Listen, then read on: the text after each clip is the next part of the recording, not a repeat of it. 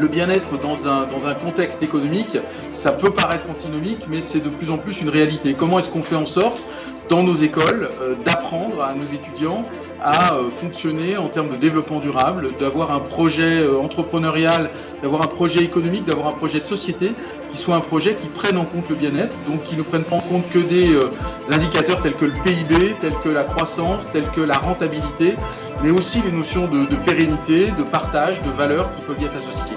On tire profit finalement de cette crise pour en faire quelque chose, tirer quelque chose un peu de positif si on peut. Chez nous, la RSE et le développement durable, c'est quelque chose qui est quand même très présent dans l'école à tous les niveaux, c'est dans nos valeurs. Donc je dirais que être partenaire avec cet événement, c'était parfaitement logique en fait. C'est un sujet qui me tient à cœur en tant qu'architecte urbaniste. On fabrique la ville et on est vraiment au cœur des préoccupations. La construction est 30% à peu près d'émissions de gaz à effet de serre, on doit faire de grands efforts.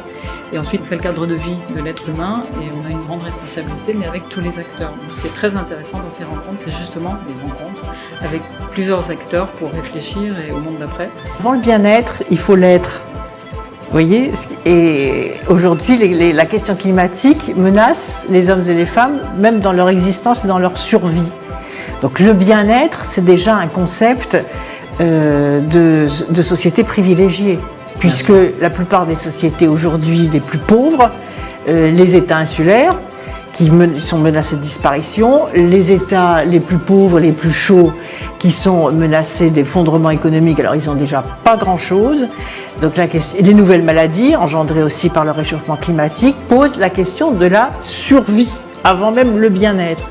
Et moi, je voudrais reposer dans la question de la justice le droit de vivre, déjà, tout simplement.